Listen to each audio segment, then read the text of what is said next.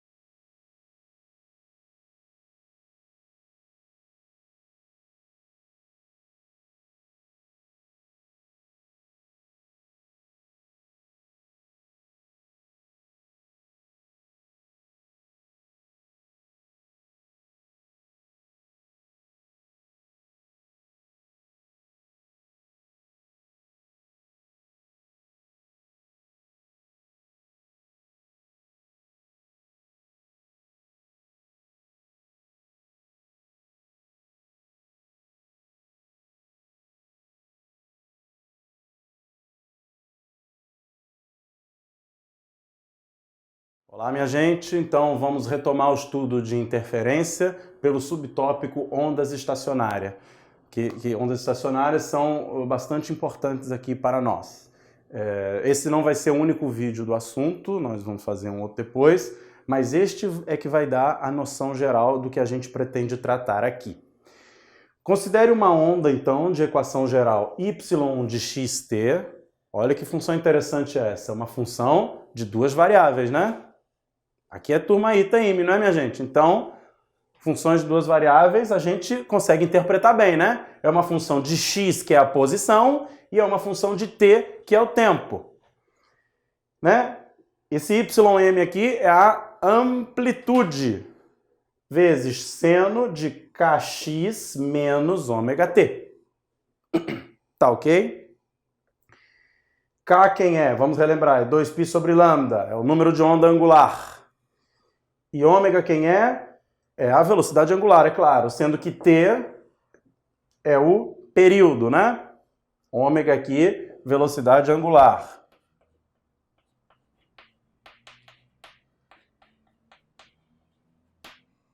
Tá certo, minha gente? Então, considere outra onda, né, agora, de equação geral, a mesma coisa, só que ao invés de botar menos, eu boto mais. Isto significa que as duas ondas estão se propagando em sentidos contrários.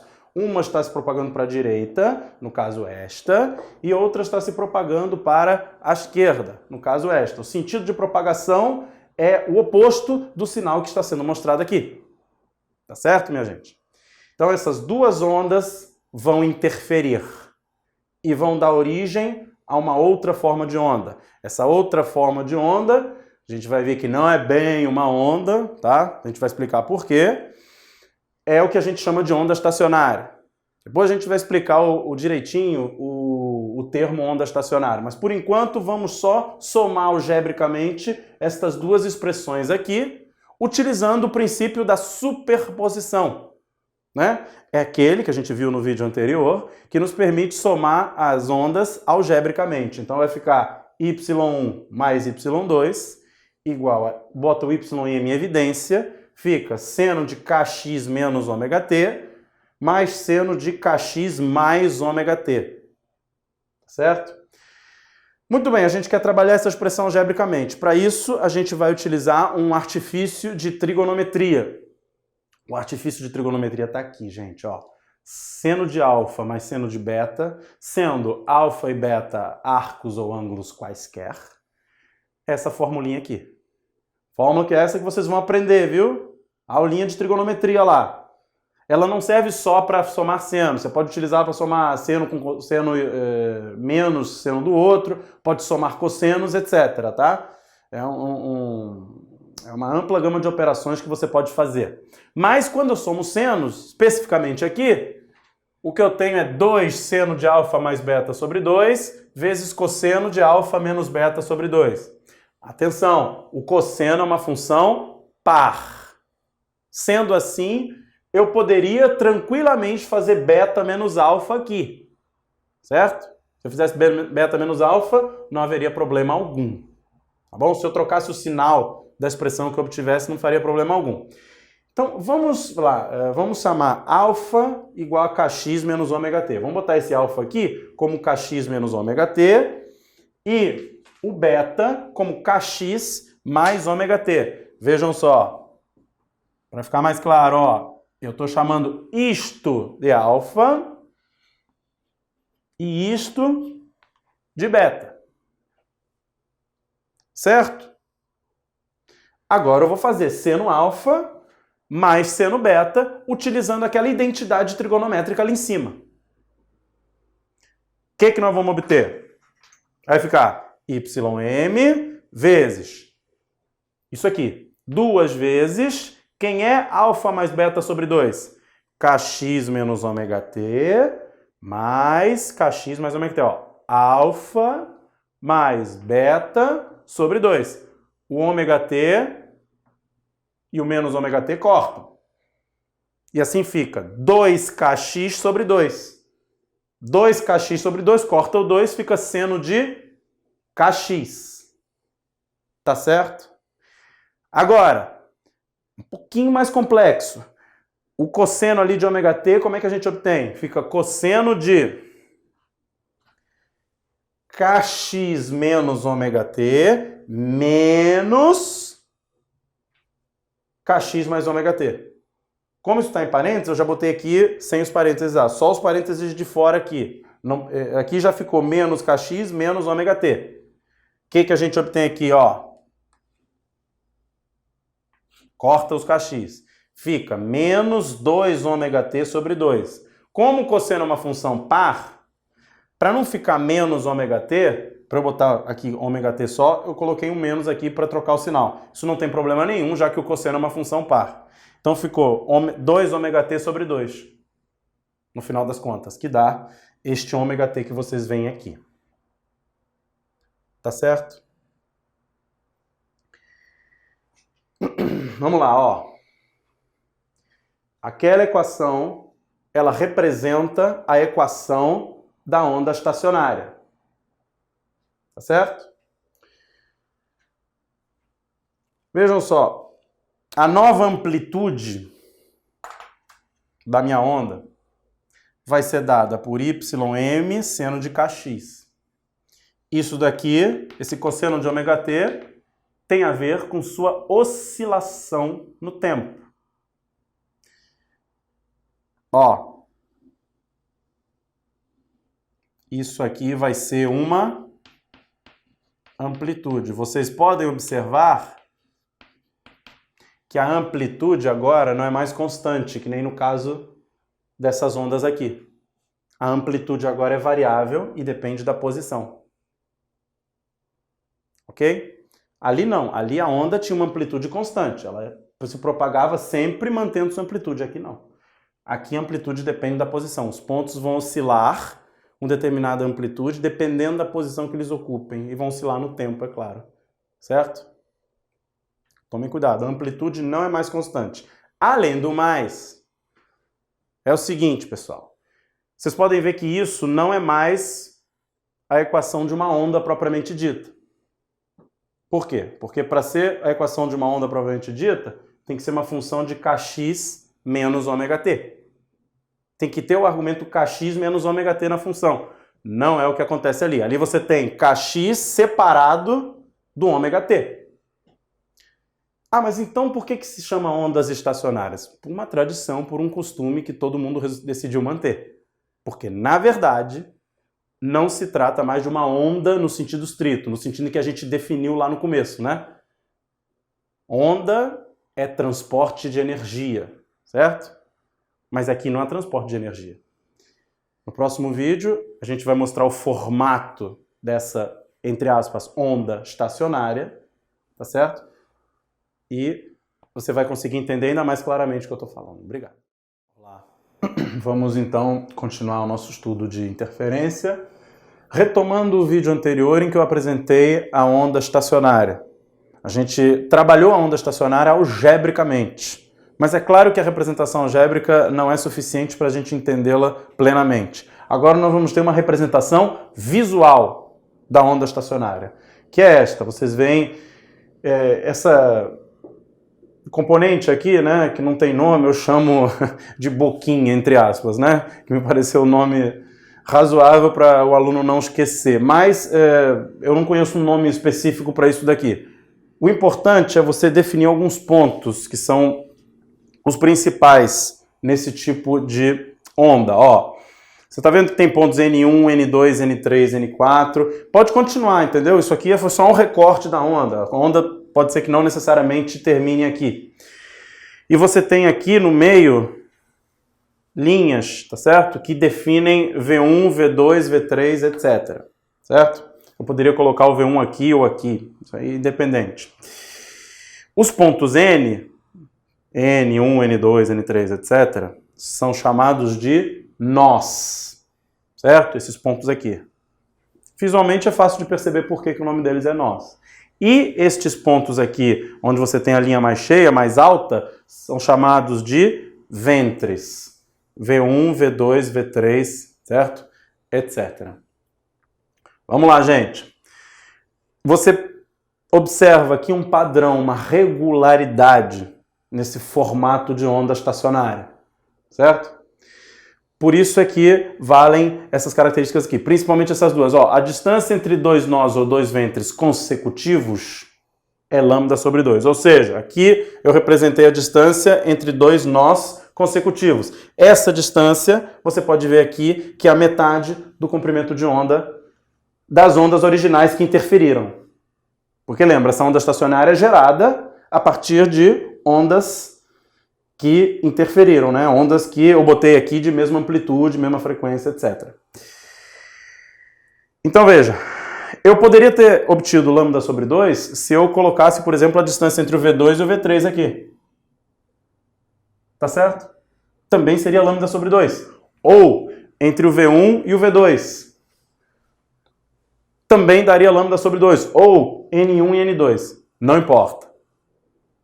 Sempre a distância entre dois nós consecutivos entre si, ou dois ventres consecutivos entre si, é a metade do comprimento de onda. Além disso, a distância entre um nó e o ventre consecutivos é de lambda sobre 4. Ou seja, eu estou me referindo a essa distância aqui. O nó e o ventre que vem imediatamente depois, ou, tanto faz, o nó e o ventre que vem imediatamente antes. Se eu fosse medir essa distância aqui, seria lambda sobre 4 igualmente. É sempre 1/4 do comprimento de onda. Vamos um pouquinho para frente? Por exemplo, olha aqui. Essa distância aqui é 1/4 do comprimento de onda. Você, pelo que eu falei, já consegue deduzir que esses 20 centímetros representam metade do comprimento de onda nesta situação. Certo? É claro que se eu pular um nó, por exemplo, se eu for do N2 pulando o N3 e for para o N4, essa distância como um todo vai dar lambda. Né? O tamanho de duas, bota aspas aí, duas boquinhas é o comprimento de onda lambda. Tá certo? A interferência que gera ventres, ou seja, o tipo de interferência que acontece aqui, é o que a gente chama de interferência construtiva. Essa é a primeira interpretação que se dá a esse tipo de interferência, mas não é a única. Logo mais a gente vai ver uma outra forma de compreender a interferência construtiva. E da mesma forma, a gente tem que a interferência que gera nós, ou seja, a interferência que se dá aqui, é uma interferência que anula a onda. Certo? Aqui não há transporte de energia entre esses nós aqui. Isto vem a calhar justamente com o que eu falei no vídeo anterior. No vídeo anterior, não sei se vocês lembram, eu tinha falado que a onda estacionária, a rigor, não poderia ser chamada de onda, pois nela não há transporte de energia. Agora você consegue entender com mais detalhe isso, porque nestes nós aqui, de fato, não tem transferência de energia. Tá? É aqui que você bloqueia a passagem de energia. E nesses nós ocorre, portanto, a interferência destrutiva. Bom? Então, um tópico aqui importante para a gente, não confunda interferência construtiva com destrutiva. A interferência construtiva está relacionada aos ventres e a interferência destrutiva está relacionada aos nós. Num primeiro momento, isso é suficiente para a gente entender essas duas interferências. Agora, exemplo aqui, ó, formato de onda estacionária aqui. Ó, aqui uma linha de um ventre, nó, ventre, né? Eu só representei isso, mas evidentemente é possível que tenha mais onda para lá e para cá. Isso aí não tem problema nenhum. Mas eu estou dando um dado importante aqui, ó. 20 centímetros é a distância entre estes nós consecutivos. E eu informo neste enunciado que as ondas originais tinham frequência de 850 Hz. As ondas que interferiram, né? Ambas tinham frequência de 850 Hz. A minha pergunta aqui é a seguinte: quanto valia a velocidade das ondas? Com que velocidade elas estavam se propagando? É lógico, né, que eu estou assumindo que elas tinham a mesma velocidade. Isso aí é claro. Muito bem, como que eu faço este cálculo então? Bom, lambda sobre 2 é 20 centímetros. Você pode ver que esses 20 centímetros representam a metade do comprimento das ondas originais, pois é a distância entre nós consecutivos. Aqui, ó. Tá certo? Então, sendo essa distância de 20 centímetros, eu concluo que o comprimento de onda é de 40 centímetros. Ok? Velocidade igual a lambda F, uma das equações mais famosas e importantes da ondulatória. Lambda 0,4, é claro que 40 centímetros representam 0,4 metros, né? E a frequência é 850 Hz. Você fazendo essa conta, você obtém uma velocidade de 340 metros por segundo. Tá? Não botei por acaso este valor de velocidade, trata-se da velocidade do som no ar.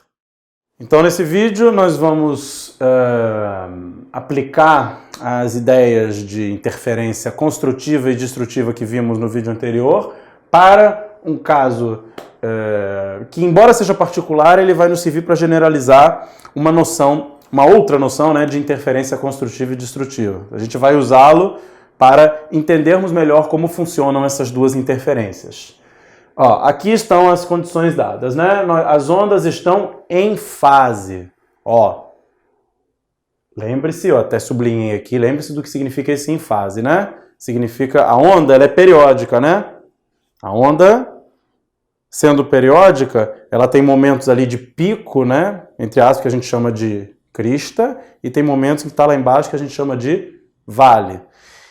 Você pode associar uma fase à onda, né? Porque a onda sendo periódica é como se ela percorresse uma circunferência de 360 graus.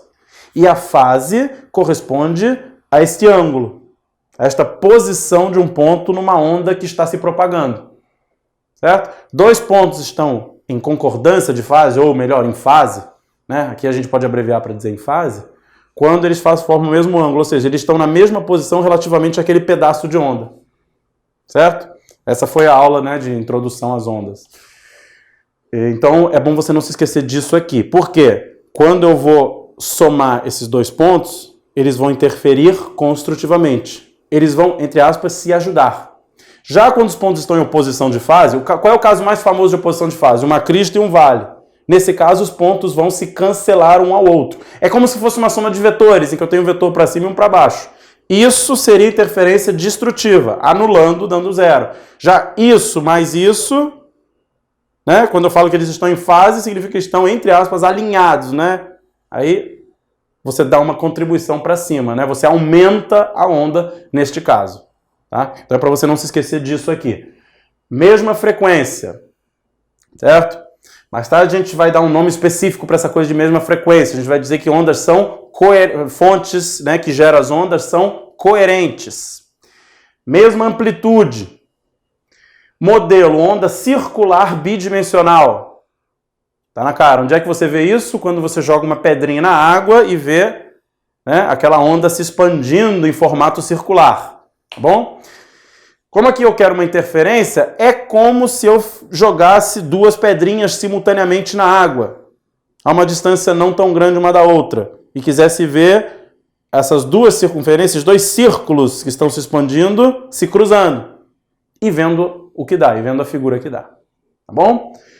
Não se esqueçam, eu já tinha dito antes, né, a questão dos vetores se anulando, né? É análogo, né, parecido com o que a gente tem aqui, ó. Vales e cristas estão em oposição de fase. Nunca se esqueça disso. Com isso em mente, a gente pode ir para cá, ó. Eu estou desenhando uma onda circular bidimensional. Este contorno aqui se refere a um vale, certo? E este daqui se refere a uma crista consecutiva. O amarelo de dentro é o vale e o laranja de fora é a crista. Ó, eu estou gerando essas duas ondas aqui. Os centros estão aqui e aqui. Essas ondas estão se expandindo, certo? Ao se expandirem, essas ondas vão acabar interferindo uma na outra, gerando 8 pontos de interseções. São esses 8 pontos aqui. A, B, C, D, E, F, G, H. Tá? Vamos analisar esses pontos aqui. Por exemplo, primeiro, os pontos A e G são formados por cristas que estão se superpondo. Você vê que são dois contornos laranja, tá certo? São dois contornos laranja aqui que estão se superpondo, né? Então, são cristas superpostas. Cristas superpostas, opa, estão em fase, né? Se está em fase, a interferência é construtiva, certo? O mesmo se dá quando eu cruzo vales. Quando essas duas circunferências amarelas menores se cruzam aqui, ó, nos pontos C e E, eu também tenho interferência construtiva, pois eu estou superpondo dois vales. Então a regra é a seguinte: se é crista com crista, construtiva. Se é vale com vale, destrutiva. Não, se é vale com vale, construtiva, tá certo? Perdão, gente, perdão. Crista com crista, construtiva. Vale com vale, construtiva também.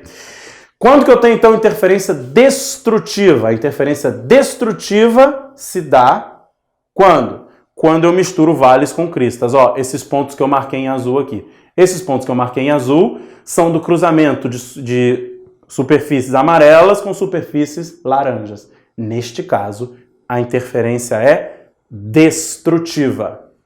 Tá certo? Então eu botei aqui o vermelho escuro, né? Tipo magenta, rosa, sabe-se lá o que é isso, dá interferência construtiva. O azul aqui dá interferência destrutiva.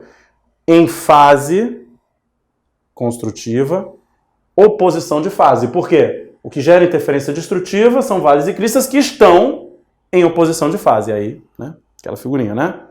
Um e outro se anulam. Tá bom? Então esta é uma maneira alternativa e mais comum até, né? Mais usual de você entender as interferências construtiva e destrutiva, tá? Que são o conceito principal de tudo que a gente viu aqui no vídeo. Ok? Agora nós vamos ver uma situação muito prática nos exercícios de vestibular. Um pouquinho menos teórica, um pouquinho mais prática aqui pra gente. Ó, vamos ver então a definição, o conceito de fontes coerentes. São fontes, tá? Logo, estamos falando de interferência. Então, se a gente está falando de interferência, a gente está falando de pelo menos duas ondas, certo?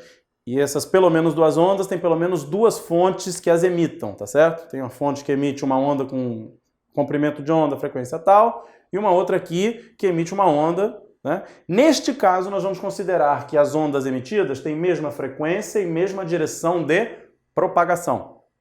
Mesma frequência, olha, isso é importante. Aí você tem que relembrar o conceito de frequência lá atrás, que a gente viu para ondas periódicas. Se a frequência é constante, você consegue concluir que a diferença de fase entre elas é constante, tá? Sempre vai ser constante a diferença de fase. Aqui nós temos o exemplo, ó, essas duas fontes F1 e F2 estão separadas por uma distância D. E eu pego um ponto P qualquer, tá? Que está a distância D1 da fonte 1 e a distância D2 da fonte 2.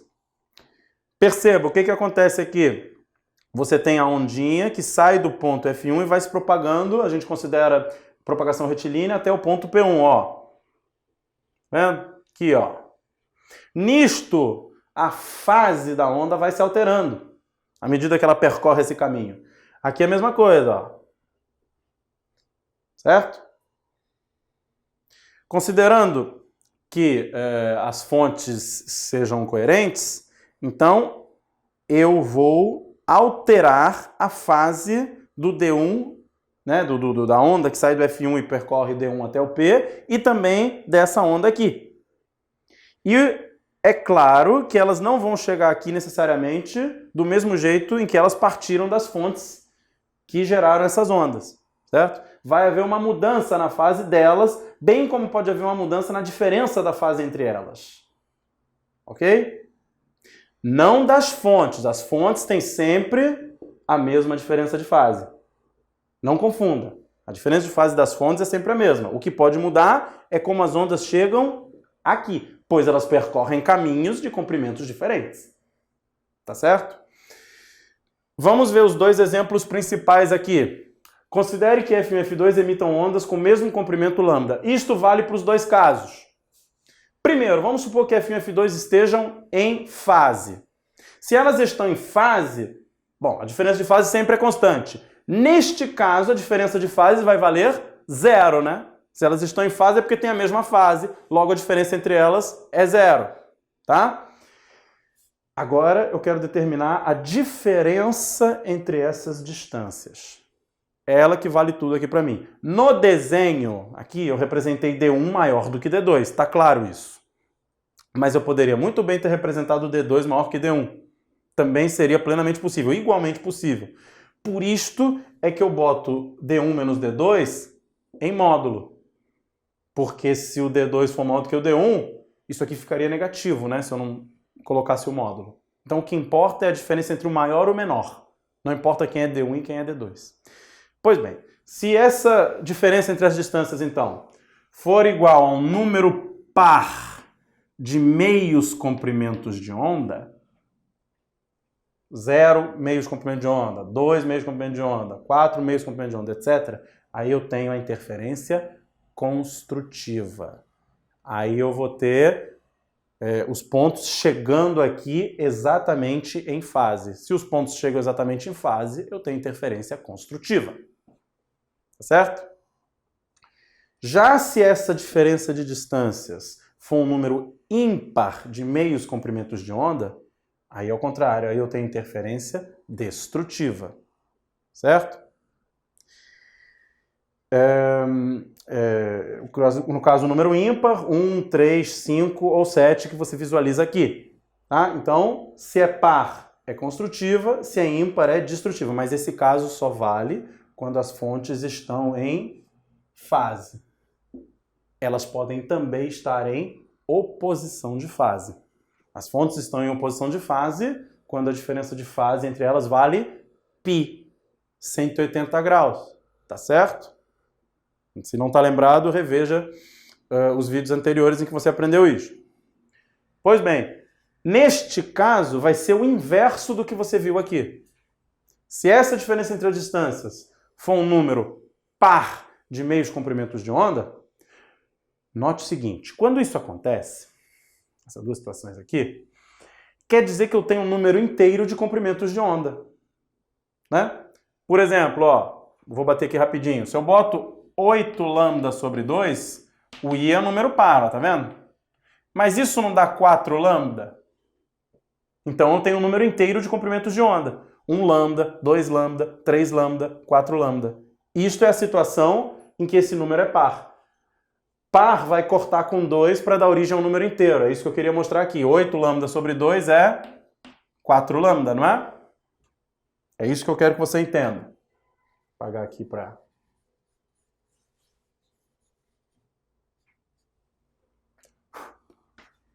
Entendeu? Neste caso, ao contrário daquele, eu tenho interferência destrutiva. Tá? Já se a diferença entre as distâncias for um número ímpar de meios comprimentos de onda, eu tenho interferência construtiva. Ou seja, aqui é exatamente o inverso que está acontecendo aqui. Observações.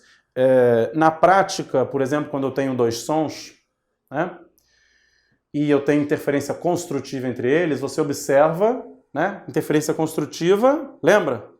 Como se fossem, né, dois vetores para cima, somando.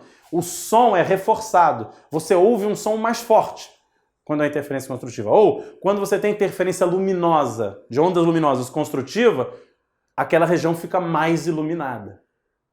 Já quando você tem interferência destrutiva, no caso do som você não ouve nada, e no caso da luz você não vê nada. Certo? Então... a maior ou menor energia, seja sonora, seja luminosa, ocorre naquela região, né, a transferência de energia maior para aquela região quando a interferência é construtiva. E a menor é o contrário, é quando é destrutiva. Isso é só para você entender um pouquinho na prática o que significa isso, para não ficar abstrato demais. Tá bom? Outra observação interessante que cumpre fazer aqui, ó. Módulo de D1 menos D2 vai ser sempre menor ou igual que essa distância D que eu botei entre as fontes aqui. Tá? A razão disso é a desigualdade triangular, né? Você sabe da desigualdade triangular, um dos primeiros tópicos de geometria, de todos os tópicos de geometria, você sabe que em um triângulo, todo lado é maior do que a diferença entre eles. Então, o D aqui, no caso, é maior do que o D1 menos o D2. Aquela igualdade que eu botei, ele vem de onde? Ela só pode ocorrer, é claro, quando o ponto está na linha reta que une as fontes. Aí eu não formo triângulo, aí eu tenho a igualdade. Por exemplo, bota um ponto aqui. Essa distância menos esta, você percebe claramente que é igual a essa distância D aqui. Mas isto só ocorre, é lógico, quando o ponto que eu estou analisando está na linha reta, né, ou no prolongamento da linha reta que une as duas fontes coerentes aqui. Tá bom? Então... fontes coerentes são um conceito importante para você gravar e cuidado para não confundir os casos de interferência construtiva com destrutiva, dependendo de como as fontes estiverem. Ok, vamos ver um exemplo sobre o assunto do vídeo anterior. A gente estava falando de interferência construtiva e destrutiva, dependendo da diferença entre as distâncias de um ponto P qualquer a duas fontes. Né? Você pega a primeira distância, pega a segunda e faz a subtração entre elas, e ver se isto tem alguma relação com metade do comprimento de onda, né? Relembrando o vídeo anterior. Então vamos resolver esse problema aqui, ó. Duas fontes F1 e F2 oscilam em fase, hein? Essa informação é importantíssima, com frequência de 20 Hz. Sabendo que as fontes são coerentes e a velocidade das ondas que emitem vale 9 metros por segundo, determine o tipo de interferência que ocorre num ponto P se, primeiro, PF1 menos PF2, onde F1 e F2 são as fontes, vale 4,5 mm. Essa é a primeira situação. Na segunda situação, essa diferença entre as distâncias vale 1,8 centímetros. E, na última situação, a diferença vale 6,75 milímetros. Ok? Muito bem. Primeira coisa é determinar o comprimento de onda. Certo? Então vamos começar a resolução da letra A pela determinação do comprimento de onda. V igual a lambda F, né? Eu não forneci o lambda diretamente, eu forneci indiretamente, te dando o V e te dando o F, né? Então 0,09, por que 0,09? Porque aqui eu botei 9 centímetros por segundo. Então, lembrando, as dimensões têm que ser tais que a velocidade esteja em metros por segundo. 0,09 é igual a lambda, que é o que eu quero aqui, vezes a frequência, que é de 20 Hz. Com isso, 0,09 dividido por 20, né, dá 0,0045 metros. É claro, você sabe, multiplica por 1000, anda 3 casas aqui com a vírgula e você vai obter essa medida em milímetros. O lambda vale 4,5 milímetros. Com isto, fica relativamente fácil resolver estes 3 itens. Vamos ver. As fontes, né, as ondas estão oscilando em fase. Se estão oscilando em fase, quer dizer que se essa diferença for um número par de meios comprimentos de onda, quer dizer que a interferência é construtiva. Já se o número de meios comprimentos de onda for ímpar, quer dizer que a interferência é destrutiva. É com base nisso que a gente vai resolver os 3 itens. Olha aqui. Se o lambda é 4,5, lambda sobre 2 é 2,25. Muito bem, primeiro caso, P1 menos F1 menos PF2, 4,5. Isso é quantas vezes o 2,25? 2. Basta você dividir 4,5 por 2,25, 2. Logo, PF1 menos PF2 é 2 lambda sobre 2. Se você cortar esses dois, você vai ver que vai dar o próprio lambda, né, que é 4,5 milímetros, ó. Tá certo? Então isso é 2 lambda sobre 2. Esse 2 é par. Logo, a interferência é construtiva. Item B, 18 milímetros. 18 milímetros é 8 vezes, mesmo raciocínio, 8 vezes o meio comprimento de onda, que é 2,25. Esse 8 vezes, ó, 8 é par, não é? Sendo 8 par, eu concluo que a interferência, de novo, é construtiva. E, finalmente, 6,75 é 3 vezes 2,25, ou seja, 3 lambda sobre 2. 3 é ímpar, logo a interferência neste caso é destrutiva. Tá ok, meus amigos? Então este foi um exemplo de aplicação da diferença entre as distâncias, muito comum em vestibular. Acho importante que vocês dominem esse tipo de questão, tá? Olá, minha gente. Então, aqui nós vamos dar continuidade ao estudo de interferência e agora a gente vai ver uma situação mais completa, mais geral, né? Em que a gente tem duas fontes F1 e F2 emitindo ondas circulares bidimensionais. De novo, aquele exemplo de você jogar pedrinha na água, né? Vejam só o que temos aqui. As ondas, né, com seus vales e cristas aqui, né, vão compor com vales e cristas da outra onda, né, que está sendo emitida aqui. As ondas são circulares e estão se expandindo. Então lembra, aqui o exemplo clássico é de que as fontes estão em fase, né? Então nós temos uma linha ventral que está exatamente na mediatriz do segmento que une o F1 e o F2. Né? O F1 e o F2 estão unidos por esse segmento aqui. E esse segmento azul aqui, reto, é a mediatriz. Em todos os pontos dessa mediatriz, os pontos são equidistantes das duas fontes. Logo, se os pontos são equidistantes das fontes, nós vamos ter que PF1 menos PF2 vale 0. Né? Se PF1 menos PF2 vale 0, eu tenho interferência construtiva e, portanto, uma linha ventral. Nesses pontos aqui, eu estou juntando vales de um com crista do outro. Né? Nesses pontos dessa linha avermelhada aqui. Vales de um com crista do outro. Então eu tenho a linha nodal. Desse lado é a linha nodal N1 e do outro é a linha nodal N1'. Você pode ver que é uma certa simetria, há uma simetria, né, de fato, com relação tanto ao eixo aqui da reta que liga as duas fontes, quanto da linha ventral, que é a mediatriz dos dois. Tá bom? E aqui eu tenho de novo uma outra linha ventral. E aí vai continuando, vai formando linhas nodais e linhas ventrais, se alternando umas às outras, tá? Lembrando que pega um ponto P genérico, né? PF1, né? Módulo de PF1 menos PF2 tem que ser I lambda sobre 2. Se isso daqui for par, dá uma linha ventral. Se for ímpar, dá uma linha nodal. Isso aqui é quando as fontes, obviamente coerentes, estão em fase, ok? Se elas tivessem oposição de fase, seria o contrário. Eu teria uma linha nodal aqui no meio e aí eu ia alternar com as linhas ventrais. Esta seria uma linha ventral, se as fontes tivessem oposição de fase, tá? Mas aqui nesse desenho eu esquematizei para que estivessem em fase, tá certo? Mais tarde a gente vai ver que estas, sem contar a mediatriz, né, a linha ventral principal, essas linhas nodais e ventrais elas formam hipérboles, tá? Porque as hipérboles são o lugar geométrico dos pontos cuja diferença a dois pontos fixos é constante, né? Nós vamos ver hipérboles em que os focos são justamente essas duas fontes coerentes aqui. Tá bom? Essa é a estrutura de linhas nodais e ventrais, tá bom? E que eu não desenhei aqui. Poderia ter continuado, mas eu não continuei para não tornar o desenho complexo demais, tá?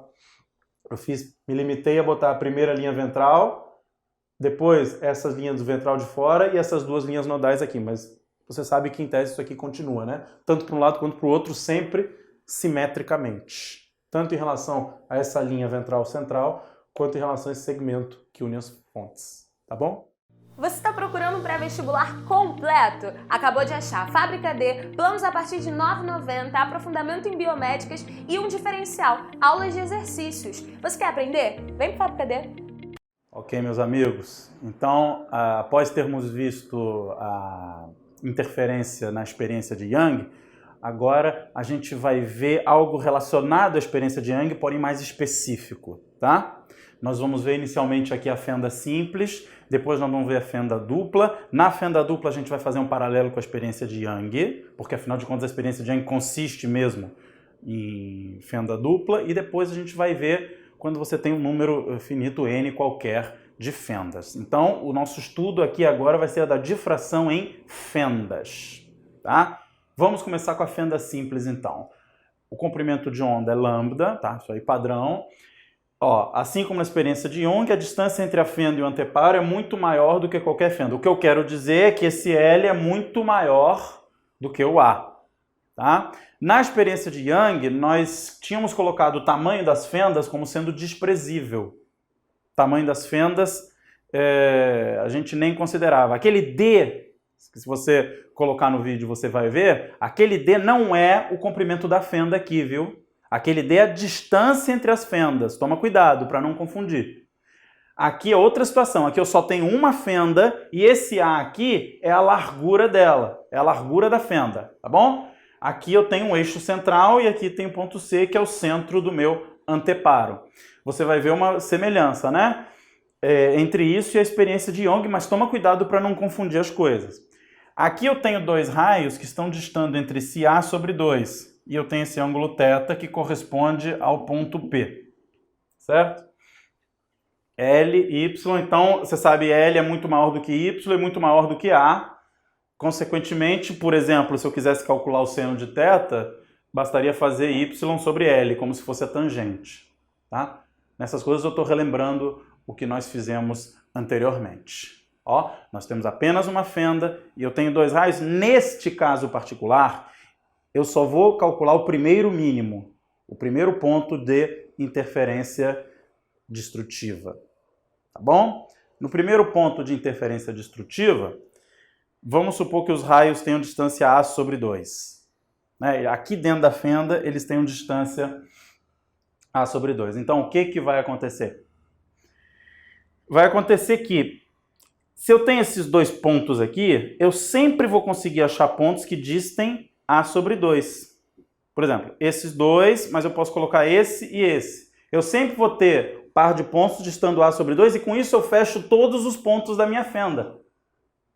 Ok? Isso significa que se eu conseguir fazer interferência destrutiva aqui, eu vou conseguir fazer interferência destrutiva infinitas vezes até cobrir a fenda toda. Certo? Ó, A sobre 2, A sobre 2, A sobre 2. Eu sempre vou ter A sobre 2 para a distância dos raios. De tal maneira que se eu fechar uma interferência destrutiva aqui, ficar escuro, vai ter interferência destrutiva em todos os outros casos. E aí eu vou ter interferência destrutiva aqui mesmo. Tá certo? Entende? A distância metade da fenda, eu posso sempre achar dois pontos e cobrir toda a fenda achando pares de pontos que distem entre si A sobre 2. Tá? Esse delta aqui você já viu, é a diferença de caminho entre os dois raios. Tá? Então, os dois raios quaisquer são distantes A sobre 2 dentro da fenda. A distância A sobre 2 dentro da fenda. Só que você sabe, eles chegam praticamente paralelos. Tá? Eles chegam praticamente paralelos aqui, no P. Então, a gente sabe como calcular esse delta. Esse delta corresponde a A sobre 2 seno de θ. Essa hipotenusa vezes o seno desse ângulo que é igual a esse daqui. Tá? Então, eu obtenho aqui esse delta como A sobre 2 seno de θ. Agora você sabe também que se delta é lambda sobre 2, ou seja, se delta é a metade do comprimento de onda, então você tem interferência destrutiva em P. Né? Diferença de caminho, metade de comprimento de onda, e lambda sobre 2, lembra? Com I igual a 1 aqui, I é ímpar. Logo, eu tenho interferência destrutiva. Certo? Interferência destrutiva vai ocasionar mínimo. Tá bom? Como isto vale para todos os raios que distem A sobre 2 entre si, né? E esses raios fecham a fenda como um todo, eu sempre consigo achar um ponto e outro que dista A sobre 2. Ou seja, a fenda toda é coberta por esse tipo de situação. Então quer dizer que aqui vai ter interferência destrutiva mesmo. Certo?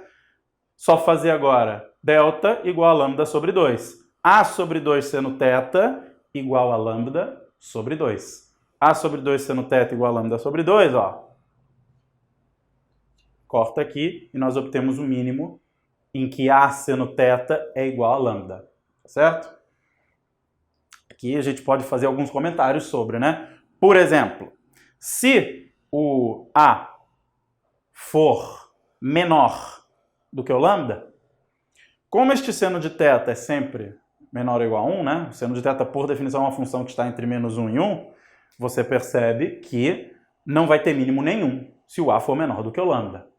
Certo? Isso só para... É uma conclusão a que a gente chega diretamente olhando para esta construção do mínimo aqui. Tá bom?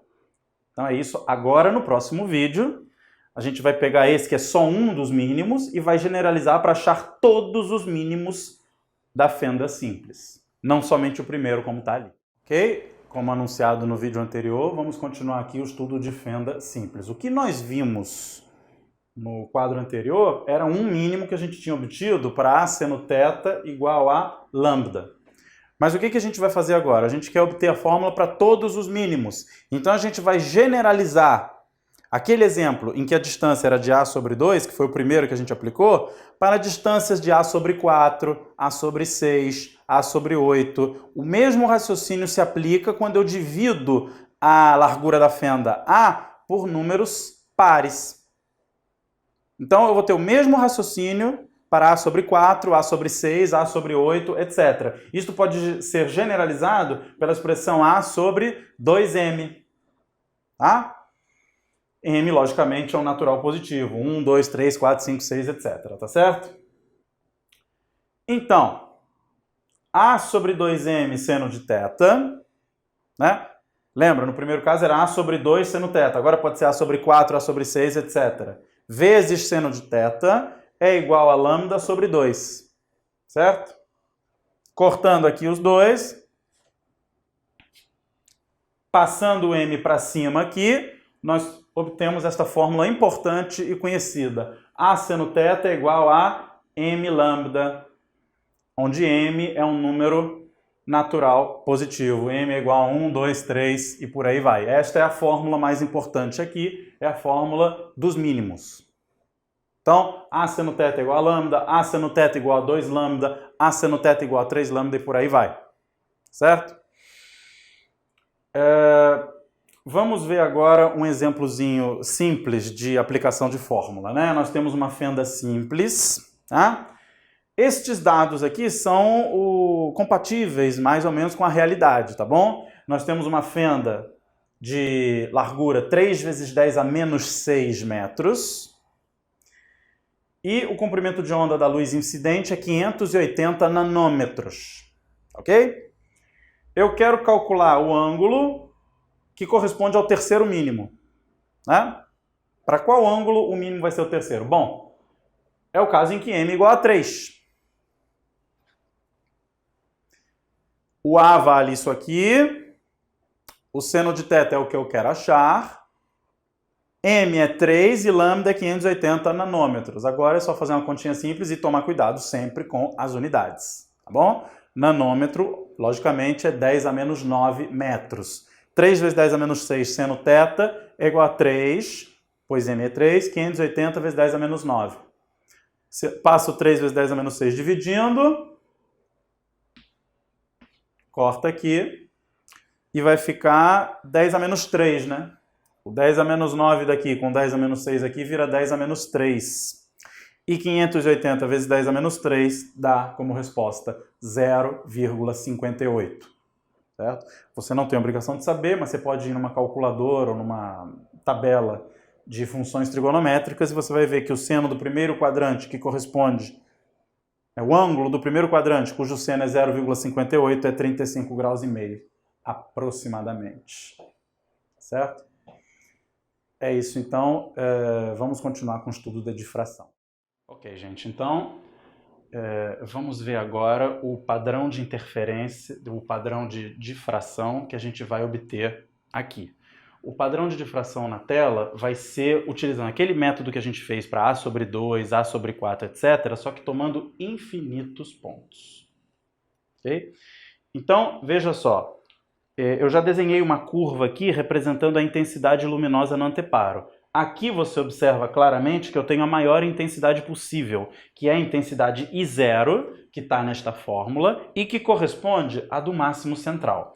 Este ponto P é um ponto genérico, um ponto qualquer que tem coordenada Y, e é em relação a esse ponto, um ponto qualquer que eu tomo aqui, que eu quero medir a intensidade luminosa. Tá certo? Então, a intensidade luminosa no anteparo é dada por esta fórmula aqui. Mas tem um elemento novo nesta fórmula, que é o beta. Este beta, que tem que ser necessariamente diferente de zero, é só observar aqui, ele é dado por πa seno de θ sobre lambda. Cuidado para você mentalizar quem são todos esses dados, né? Porque esta é uma fórmula um pouco mais complexa do que o usual. Veja que aqui eu tenho seno de uma expressão que já contém seno dentro de si. Ou seja, é como se fosse uma função composta de seno, seno do seno. Cuidado com isso. πa é a abertura da fenda, θ é o ângulo em relação a esse ponto central do ponto onde eu quero medir, e lambda é o comprimento de onda, evidentemente. Certo? Quando beta é igual a zero, essa fórmula obviamente só vale para beta diferente de zero. Quando beta vale zero, a intensidade é a mesma intensidade do máximo central, tá? Que é este caso aqui. Obviamente que aqui o beta vale π vezes A vezes seno de zero, certo? Seno de zero é zero. Ok? Então beta vale zero, eu estou no ponto C aqui. Tá certo? E aqui a intensidade é máxima. Até porque, quando o seno de beta tende a zero, a gente tem na trigonometria um limite, né? A gente vai ver isso mais tarde, que faz com que isso daqui seja 1. E aí fica I igual a I0 vezes 1, tá certo? Mas por enquanto não precisa se preocupar com isso. Graficamente, ó, vamos reproduzir aquele gráfico, só que aqui agora, ó, você tem uma envoltória que recobre os máximos da função. Os mínimos estão aqui. Tá? E estes mínimos são dados pela mesma fórmula que eu tinha passado anteriormente. Ou seja, A seno θ igual a m vezes lambda. Tá bom? Como que eu sei disso? Como que eu chego à fórmula A seno θ igual a m lambda para estes mínimos aqui? É só você fazer a intensidade aqui ser zero. Mas para a intensidade ser zero, o seno de beta tem que ser zero. Tá? Se o seno de beta é zero, o beta é igual a m vezes π. Tá certo? Veja que aqui tanto faz o θ ser positivo ou negativo. Você vê que, evidentemente, isso aqui é uma função par, né? Então, esse m aqui, a rigor, ele nem precisaria ser positivo, tá? Mas é porque aqui a gente tem a questão da simetria, né? Para baixo vai ser θ negativo, para cima vai ser θ positivo. Isso não atrapalha o nosso raciocínio. Nós temos beta igual a m vezes π. Esta é a situação trigonométrica em que seno de beta dá zero. Isso vem da trigonometria. Beta igual a mπ, mais beta é isso aqui. Então nós vamos cruzar este com este, obtendo o seguinte.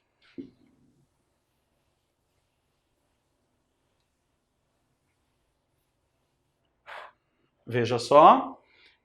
Beta igual a mπ significa π a seno de θ sobre lambda igual a m π, pessoal. Tá claro? Corta o π e sobe o lambda. Fica a seno θ igual a m lambda, que é exatamente a fórmula que eu tinha ensinado para vocês. Isso é para vocês verem como que essa teoria bate com a teoria que a gente viu anteriormente.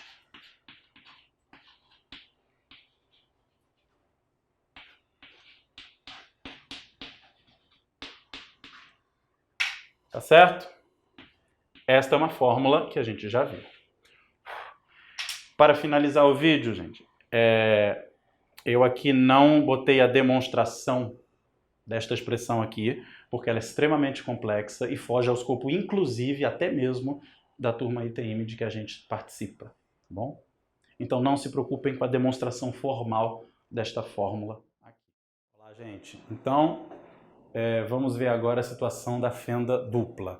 Nós estamos considerando as mesmas letras da situação anterior e agora nós vamos acrescentar D, que é a distância entre as fendas, tá? Eu tenho duas fendas agora, distância A, e eu tenho uma distância D aqui entre elas, né? A abertura da fenda é A, como a gente já tinha visto. Θ é o ângulo que liga o centro da situação, no caso o centro aqui dessa distância entre as fendas, ao ponto P, onde eu quero medir a intensidade, tá? Então vamos fazer algo parecido com o que a gente fez para o caso do beta, né? O beta, lembra, é π a seno θ sobre lambda. Este gama que a gente está colocando nessa fórmula é πd, onde D, que você vê aqui, é a distância entre as fendas, tá certo? Então, gama é πd seno θ sobre lambda. I é igual a I0, cosseno ao quadrado de gama, seno ao quadrado de beta sobre beta ao quadrado. Ou seja, é praticamente igual à fórmula de antes, só que eu acrescento um termo novo, que é cosseno ao quadrado de θ. Então aqui eu estou misturando a interferência. O que eu estou analisando na interferência? A interferência são os raios que vêm daqui com os raios que vêm daqui, né? Esse cruzamento dos raios que vêm de uma fenda com os raios que vêm de outra são representados, são interpretados por esse gama aqui. Já a difração, que é o que a gente já vinha vendo, é representado pelo A, né? Pelo que vem em cada fenda. Então eu tenho esses dois efeitos se somando, a interferência e a difração. Eu vou obter mínimos tanto de interferência quanto de difração. Os mínimos de interferência são quando o cosseno de gama dá zero, certo? E os mínimos de difração são aqueles que a gente tinha visto antes, seno de beta igual a zero, tá certo?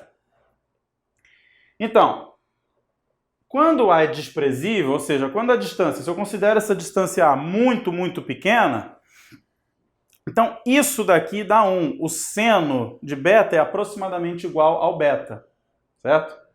Isso não vem ao caso aqui, mas é um limite fundamental que a gente estabelece em cálculo mais tarde.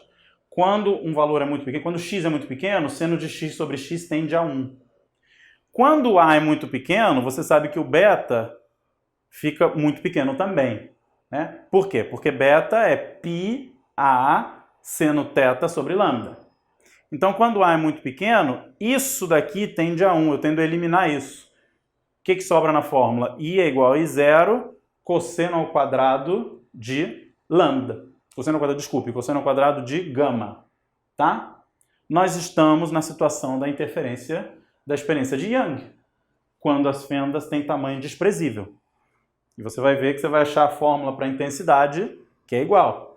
Por quê? Ó, nós vamos ter os mínimos, né? Quando gama é igual a m mais meio de π. Isso vem da trigonometria. Para o cosseno disso ser zero, esse gama tem que ser isso daqui.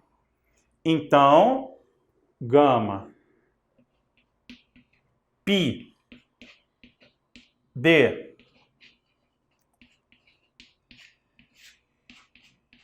seno θ sobre lambda é igual a m mais meio vezes π. Ok? Essa é a situação do mínimo. Né? Vou botar aqui. Então, corta, corta. Isso daqui vai dar o quê? D seno de θ é igual a m mais meio vezes lambda. M mais meio vai dar um número ímpar sobre 2.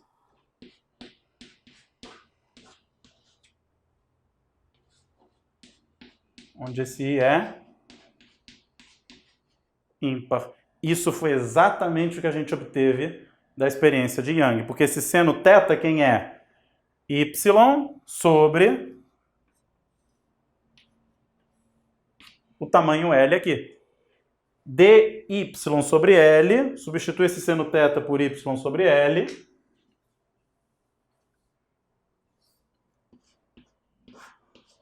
E vai dar exatamente a condição de mínimo que a gente tinha obtido na experiência de Young. Tá? Se quiser, volta lá no vídeo e confere que é a mesma coisa. Tá bom? Interferência destrutiva, porque eu estou falando de mínimo. É isso então, gente. Essa aqui é a fórmula da fenda dupla e aqui foi uma dedução para a experiência de Young, considerando fendas extremamente pequenas. Ok, gente, agora nós vamos ver o último caso para difração em fendas, que é quando eu tenho a fenda múltipla, tá? Aqui eu botei 1, 2, 3, 4 fendas, mas só para representação. Eu posso ter quantas fendas eu quiser, certo? O número de fendas que eu estou botando aqui é N, certo? Então, a gente já está acostumando, né? A é a abertura de cada fenda, D é a distância entre fendas consecutivas, tudo igual, tudo se repetindo, no mesmo padrão. Neste caso, né, sendo L a distância dessa estrutura aqui de fendas ao anteparo, tá? C é o ponto central, θ aqui, esse ângulo. Então, está aqui a expressão que relaciona a intensidade, tá? Com a intensidade zero, que é a daqui, tá ok? N é o número de fendas, gama é πd seno θ sobre lambda e beta é πa seno θ sobre lambda. Tá bom? Aqui, essa estrutura aqui você já conhece, vem das fórmulas anteriores de fendas, tá? E se eu substituir n igual a 1 ou n igual a 2, certo? Se eu substituir n igual a 1 ou n igual a 2, eu vou ter para n igual a 1 a fenda simples e para n igual a 2 a fenda dupla que a gente já calculou, tá? Por exemplo, se n igual a 1, vai ficar seno ao quadrado de gama sobre 1 seno ao quadrado de gama, ou seja, isso aqui vai ficar 1. E vai ficar I0 seno ao quadrado de beta sobre beta ao quadrado, né? Vai cortar tudo isso aqui e vai ficar aquela fórmula já conhecida, ok? Então, aqui nós vamos ter máximos primários. Eles ocorrem quando d seno θ é igual a m lambda, né?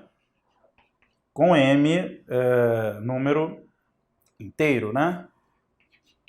1, 2, 3, etc. Tá claro? Quando é 0, eu vou ter o máximo central, né? Então, 0 também pode ser incluído aqui. Certo? No caso de M ser 0, D, o seno de θ acaba sendo 0, quer dizer que o θ é 0, quer dizer que eu estou no máximo central também. Tá ok? Então, essas são as fórmulas dos máximos primários. Nós não vamos aprofundar excessivamente aqui, porque esta é uma fórmula complexa. O que vale dizer aqui é que estes máximos, tá vendo essas curvas máximas? Elas ficam bem mais restritas, elas ficam bem mais estreitas à medida que eu aumento o número de fendas, tá certo? Viram quase pontinhas, né? Diminui muito esse tamanho aqui, por exemplo, ó, esses tamanhos aqui diminuem bastante à medida que eu aumento o número de fendas. Tá ok? Então, essa é a generalização do caso de fenda simples e fenda dupla que a gente viu anteriormente, a fenda múltipla. Olá, gente. Então, nós agora vamos ver o assunto difração em abertura circular. Mais um assunto relativamente complexo para quem está na preparação ITM, mas a gente vai tentar resumi-lo aqui de uma maneira que fique minimamente compreensível para todos. Então, veja a figura de difração que corresponde a duas fontes pontiformes muito distantes da abertura circular em questão. Esse D que você vê aqui é o diâmetro dessa abertura. Essa abertura, via de regra, e nos nossos exemplos, vai ser uma lente, uma lente esférica. Portanto, a seção dela é circular, né? Essas duas fontes normalmente são objetos pequenos, são muito grandes, mas como estão muito distantes, são considerados pelo sistema óptico como muito pequenos, pontuais, né? Por isso a gente fala que são pontes pontiformes. Normalmente são estrelas, astros, etc., né? O que acontece? Vai se formar uma imagem, né? Você sabe que essa imagem se forma no plano focal da lente.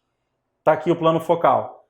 Esse plano focal foi repassado aqui e ampliado para que a gente pudesse ver os máximos e mínimos, da interferência e da difração causados aqui. É isso que nós temos. A difração provoca este espectro aqui. Agora nós vamos abordar o critério de resolução de Rayleigh. Ele diz que para que eu consiga discernir essas duas imagens minimamente, o que tem que acontecer? Eu vou produzir máximos de forma circular. Aqui você está vendo dois máximos circulares superpostos um no outro. Superpostos um no outro pelo seguinte. Você está vendo que aqui são essas duas regiões de máximo aqui. O centro de cada uma seria a extremidade da outra, tá? Um pouco mais para baixo aqui.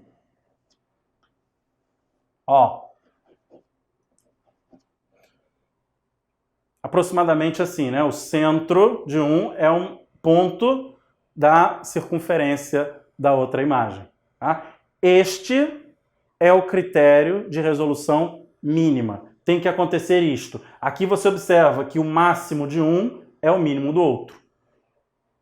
Certo? Olha onde o máximo de um bate com o mínimo do outro. Tanto aqui quanto aqui. Ok? Certo? Então, isto acontece para um ângulo aqui, o ângulo onde esses dois raios se cruzam dentro da abertura circular de 1,22 lambda sobre D. D, você já sabe, é a abertura, o diâmetro daquela abertura circular. Certo? Atenção! Você não confunda esse diâmetro com esse diâmetro aqui, tá bom? Esses diâmetros desses máximos circulares não tem nada a ver com o diâmetro da abertura. Cuidado para não confundir as coisas. Mas enfim, esse diâmetro ao qual me refiro é o da abertura, no caso a lente ali. E lambda é o comprimento de onda da luz incidente, da luz que parte das fontes puntiformes. Ok? Θ tem que ser pelo menos 1,22 lambda sobre D para que aconteça esta situação. Quando θ é precisamente 1,22 lambda sobre D, acontece esta situação. E é a partir daqui que eu considero que as fontes, né, as imagens das fontes são discerníveis. Tá claro? Eu consigo diferenciar, né? Eu consigo discernir uma da outra. Bom? Aqui você vê, por exemplo, quanto menor é o comprimento de onda, menor é o ângulo mínimo de que eu preciso. Tá? E é por isso que microscópios, por exemplo, utilizam luz ultravioleta. Por quê? Porque a luz ultravioleta tem comprimento de onda pequeno. Ok? Então, tá aí o critério de resolução de Rayleigh.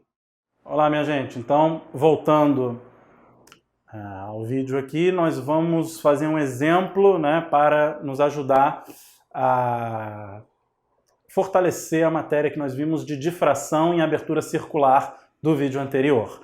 Neste exemplo, nós temos uma lente convergente de diâmetro de 25 milímetros, tá certo?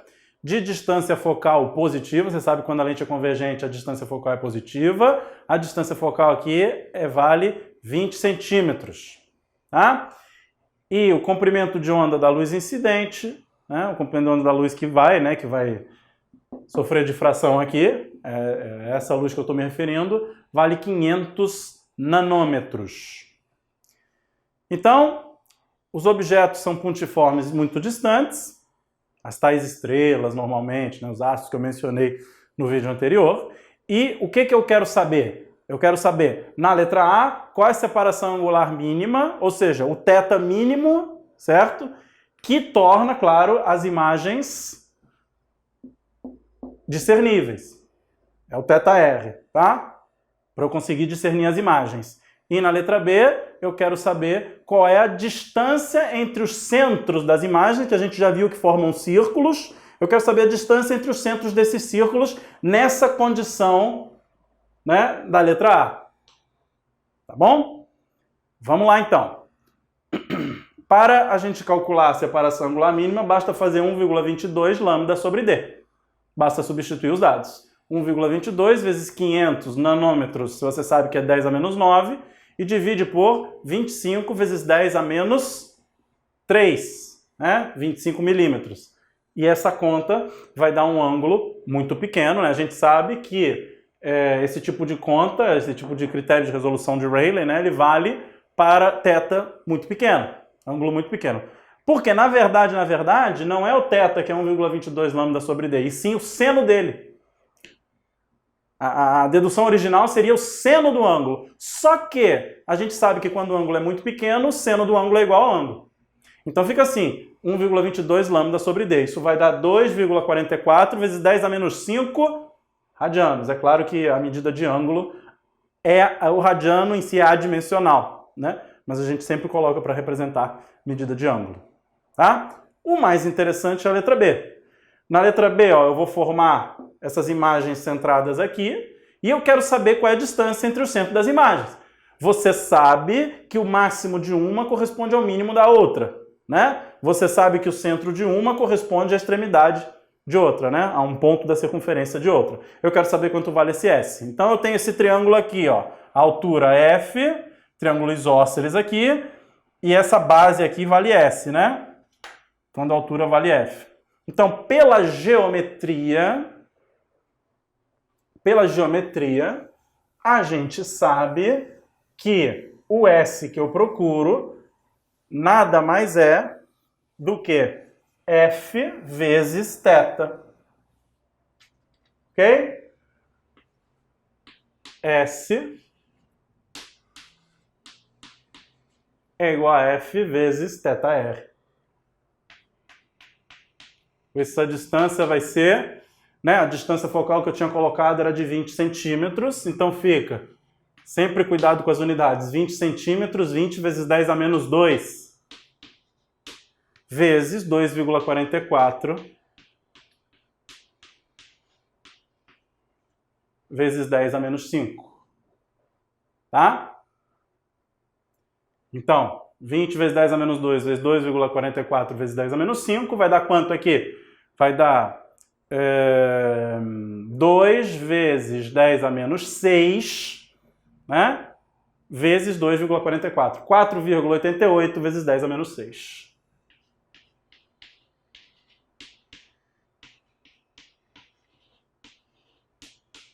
Tá aqui. 10 a menos 2 com 10 a menos 5 dá 10 a menos 7, né? Vezes 20 tem um 10 aqui. Faz com que o 10 a menos 7 fique 10 a menos 6. Tá certo, gente? Então, esta é a resposta do nosso item B. A Fábrica D é a sua mais nova opção de cursos de alta performance. Estude conosco para SpaceX, AFA ou até mesmo IME e UITA. Se você não tem base, não tem problema. Nós vamos do básico ao avançado, sempre pensando em você. Quer aprender? Vem para o Fábrica D. Olá, pessoal.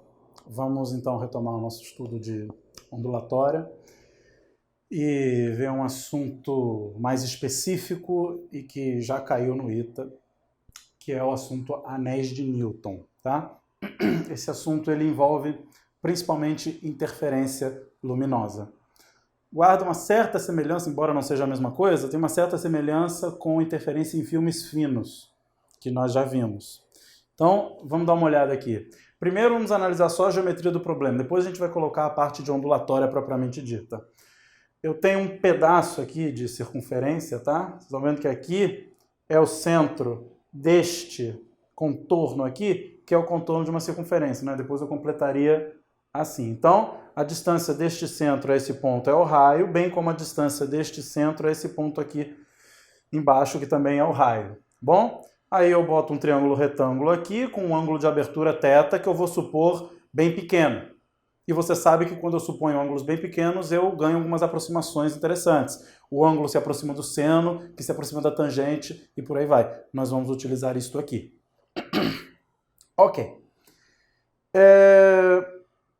Então, veja, esse Rzinho aqui, você vê que ele é R vezes o seno de θ.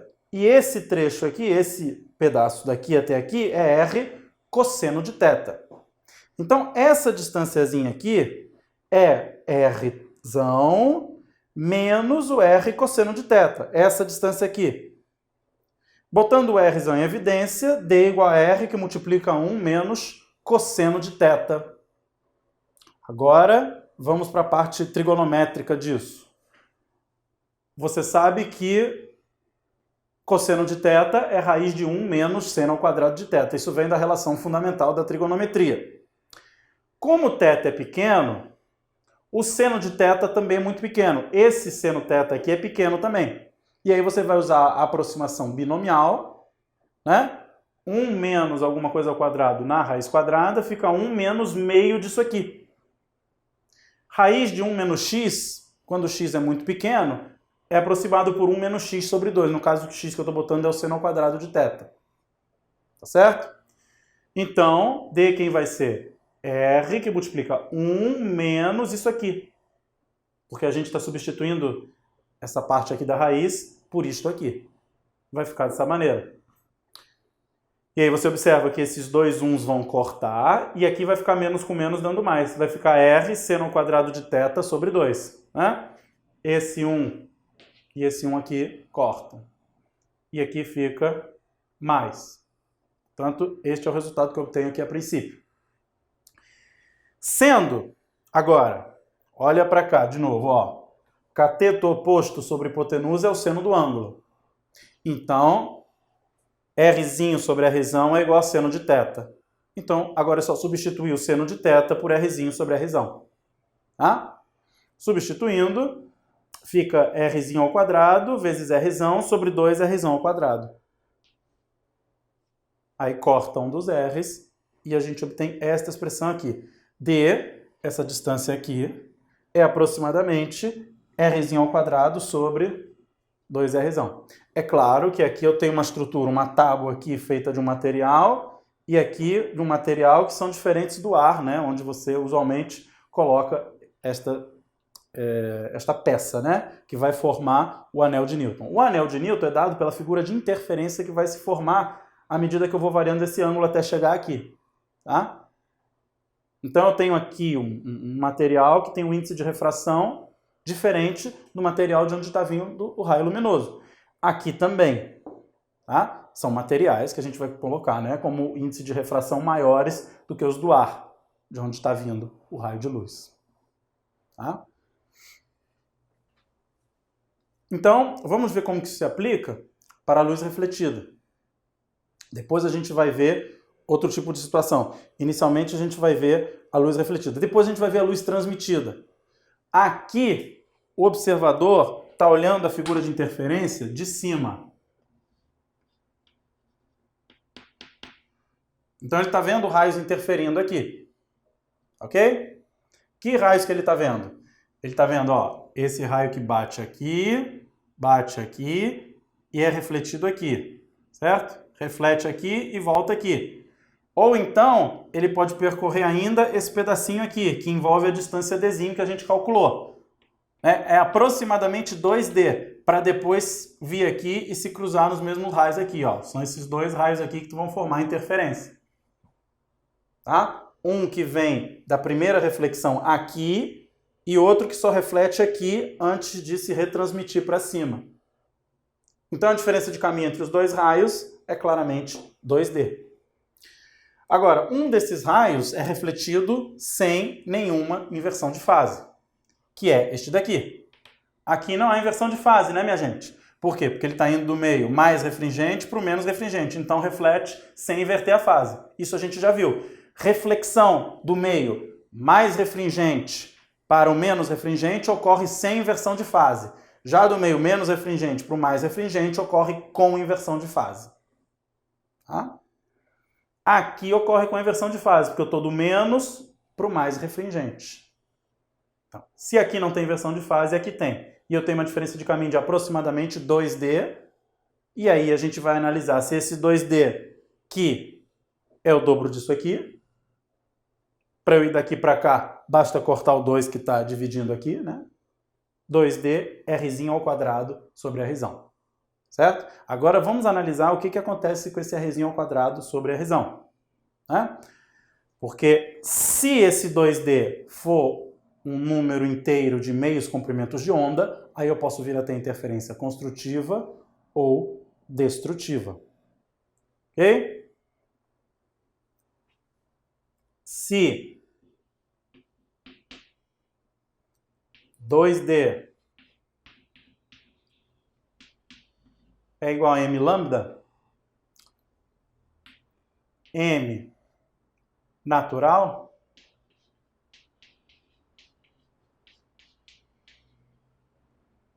certo? O que vai acontecer? Vamos para cá. Nós vamos ter interferência destrutiva. Nós vamos ter um anel escuro. Certo? Já se for m mais meio lambda, numa estrutura que a gente já está acostumado, né? Quando for m mais meio aqui, aí eu vou ter interferência construtiva. Bom? Então o anel vai ficar claro. Naquele caso, eu vou ter... Primeiro vamos ver m lambda, né? Interferência destrutiva. Vou ter um anel escuro, né? Quando há interferência destrutiva, a gente já viu isso lá desde a experiência de Young, desde lá atrás, você tem uma região escura. Quando a interferência é construtiva, você tem uma região clara. Certo? Agora, se 2D igual a m mais meio vezes lambda, o que é isso, gente? Lembra? 3 lambda sobre 2, 5 lambda sobre 2, 7 lambda sobre 2 e por aí vai. Lambda sobre 2 também. É tudo um número ímpar de meios comprimentos de onda. Poderíamos colocar assim, né? Com m natural, então nós vamos ter interferência construtiva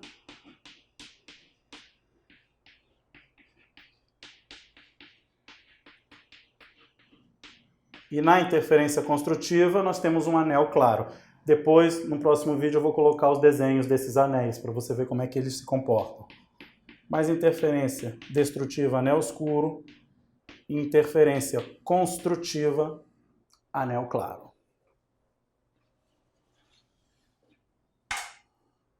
Tá bom, meus amigos? Então agora vamos ver o item B, que é quando a luz é transmitida. E quando eu vejo a imagem aqui por baixo. Quando eu vejo os raios de luz interferindo na parte de baixo e não na parte de cima. Tá certo? Olá, meus amigos. Retomando o que nós vimos no vídeo anterior, agora nós vamos estudar quando a luz é transmitida. Quando a luz é transmitida, você observa que quem está vendo está aqui, ó. E ele vai ver a interferência entre dois tipos de raio. O raio que passou direto, sem sofrer nenhuma reflexão, e o raio que sofreu reflexão aqui, na interface entre a lâmina, né, a lâmina de vidro, a lente biconvexa. Esquece. Reiniciando, me enrolei.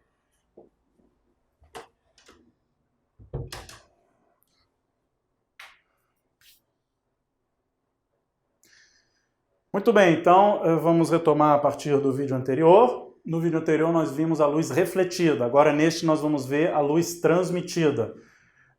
O olho aqui vai ver a interferência entre dois raios. O raio que passou direto, como vocês podem ver aqui, sem nenhuma reflexão, e o raio que passou por duas reflexões aqui, né? Aqui nós temos como se fosse um filme fino, né? Uma fita, né? Que nem a gente viu antes, e aqui nós temos aquela lente biconvexa de vidro que Newton utilizou. Então, ó, vai ter do filme para a lente, eu vou ter uma reflexão e depois daqui outra reflexão, tá vendo? Esses dois raios aqui, a soma dos caminhos dele, dos percursos dele, vai dar aproximadamente 2D, tá? O mesmo que nós tínhamos visto anteriormente, né? Esse 2D aqui vai ter as mesmas fórmulas, etc. Por isso eu nem precisava colocar os raios aqui, porque vai ser exatamente o mesmo raciocínio do vídeo anterior. Porém, o que vai mudar agora? O que vai mudar é que estas duas reflexões se dão com inversão de fase. Como eu tenho duas reflexões com inversão de fase, então pensa, é como se não tivesse inversão de fase nenhuma. É como se a fase não invertesse, porque inverteu duas vezes. Certo? Então, essas duas ondas aqui atravessam o filme fino, a película aqui, em fase. Isso significa que as figuras de interferência vão ser o contrário, né? Os anéis vão ser o contrário dos anéis de quando nós tínhamos a luz refletida. Isso significa que se 2D é igual a m lambda com m natural, ao invés de ser destrutiva como era antes, agora a interferência vai ser construtiva. Anel claro.